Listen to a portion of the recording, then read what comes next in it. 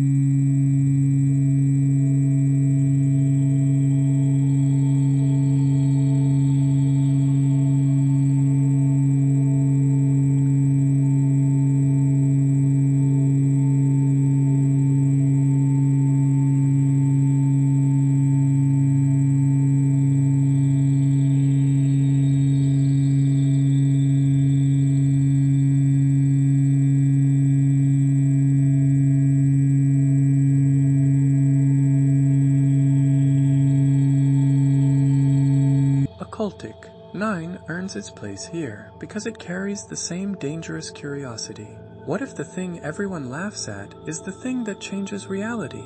Next, we move from paranormal signals to a quieter kind of time pressure, where one person is sent back not to solve the universe, but to save people who were failed by the past. Erased feels like Steins' Gate with the machinery removed. The time phenomenon is smaller, quieter, and more personal, but the burden is still enormous. Satoru does not step into time as a genius controlling an invention. Time happens to him, and that helplessness gives the story a different kind of tension. The ordinary life matters here. Delivery work, unfinished ambition, a tired adult routine. The past becomes powerful because the present feels so trapped. Revival is not shown as a clean tool. It is a shove backward, a warning without a manual, and every return asks Satoru to notice what he missed before. The first real fracture is emotional. A grown mind inside a childhood day makes every classroom, street, and small silence feel loaded with consequence. The strongest part of Veracity is that saving the future means paying attention to someone in the raw past. The mystery works because care becomes action. Investigation here is not only clues and suspects. It is walking home with someone, asking the right question, staying close when the easier thing would be to look away. That is where it connects to Steins. Gate, both stories understand that time travel becomes meaningful only when it hurts someone who remembers too much. A wide snowy street should feel almost empty, but not peaceful. The white space should make every footprint look like a decision. The risk is melodrama. A story this direct can become heavy-handed if it pushes every feeling too hard. But when Ire trusts restraint, it becomes quietly devastating. A lunch, a glove, a walk through snow can carry more weight than a grand explanation of time. The turning point is not mastering the power. It is choosing to be present in a moment where, once before, nobody was present enough. What stays with me is the idea that the past is not a puzzle box only for the clever. Sometimes it is a room where someone needed one person to knock on the door. Erased earns its place because it keeps the science fiction hook close to the heart. It is time travel reduced to responsibility. From that intimate return to childhood, the next title turns repetition into a battlefield. An island, a death, shadows, and a summer that refuses to end cleanly. Summertime rendering is what happens when the time loop structure becomes physical, hostile, and bright enough to hurt your eyes. The story starts with a return home for a funeral, which gives the mystery an immediate ache. This is not a puzzle in an abstract room. It is a wound on an island full of familiar faces. The ordinary setting is crucial. Sunlight, sea wind, family restaurants, ferries, and summer streets make the horror feel more invasive because everything looks alive. The looping point becomes a cruel kind of notebook. Each return carries knowledge, but knowledge does not guarantee safety when the enemy can also learn and adapt. The first fracture is the shadow. A double is terrifying because it does not break the surface of reality. It imitates it too well. The emotional cost comes from memory. Every reset asks what counts as progress if the people beside you do not remember the same. Losses. Investigation here has momentum.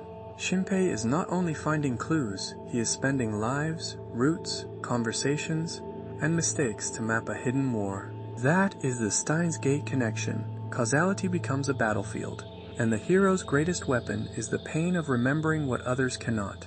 A wide island shot should be beautiful and suspicious at once. The ocean should not promise escape. It should feel like the edge of a sealed board. The risk is complexity. Loops, copies, motives, and rules can pile up quickly, and the story has to keep emotion from drowning under mechanics. When it works, the structure is thrilling, because each repeated scene becomes sharper.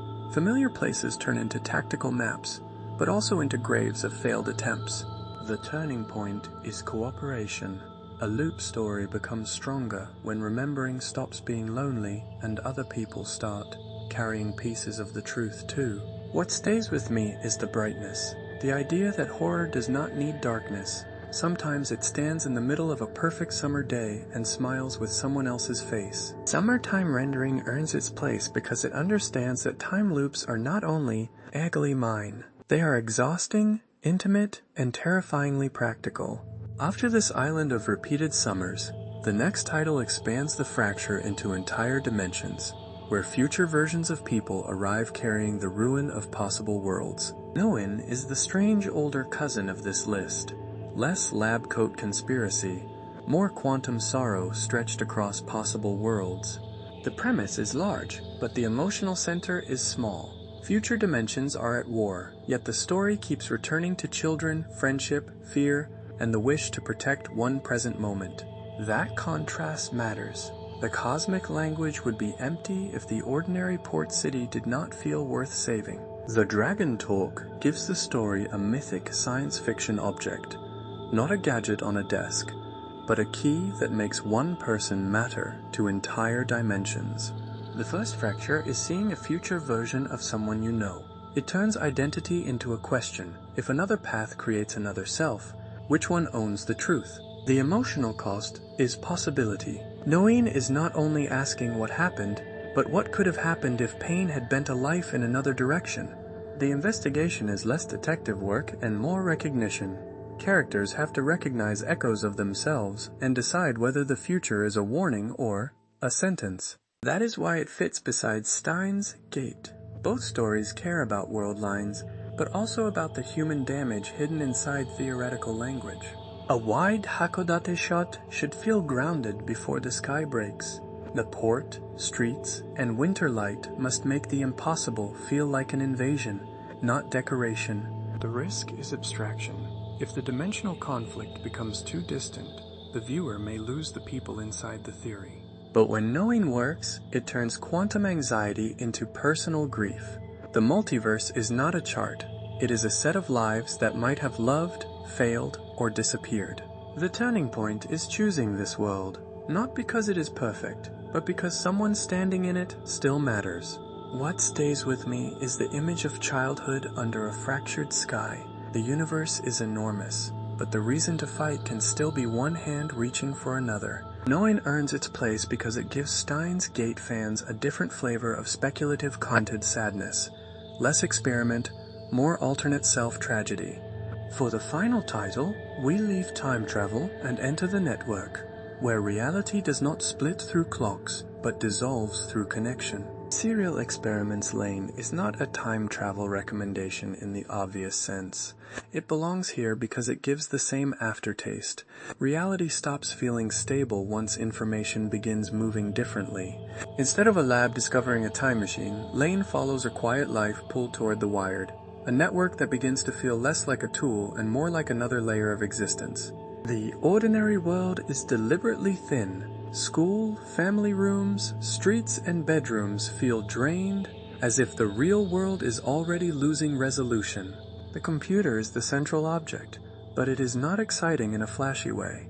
It is a portal made of heat, noise, cables, and the suspicion that connection is changing the shape of the self.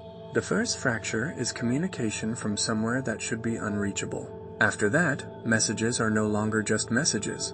They become proof that reality has a seam. The emotional cost is identity. Lain asks what remains of a person when versions of the self can spread through a network faster than the body can understand. Investigation here is internal as much as external. The more Lain learns about the wired, the less certain the viewer becomes about where the real Lain begins. This is the Steins Gate connection from the opposite direction. Steins Gate breaks time with information. Lain breaks the self with information. A wide shot of power lines over a quiet street should feel almost religious. The cables are not background. They are the nervous system of the story. The risk is distance. Lain can feel cold, abstract, and deliberately uncomfortable, especially if someone wants clean answers quickly. But that discomfort is the point. The series is less interested in solving a mystery than in making the viewer feel what it is like when the border between person and signal weakens. The turning point is not revelation, but dissolution. The question stops being what is happening and becomes whether a stable self was ever guaranteed. What stays with me is a room full of cables glowing like roots. Technology does not arrive as a monster. It arrives as an environment you slowly forget how to leave. Serial Experiments Lain earns its place as the final recommendation because it speaks to the deepest layer of Steins Gate's appeal, the fear that information can rewrite the world and the person inside it. That closes the package. 5 works for viewers who want more than time travel as a gimmick. They want consequence, memory, systems, reality fracture, and people trying to stay human inside impossible rules.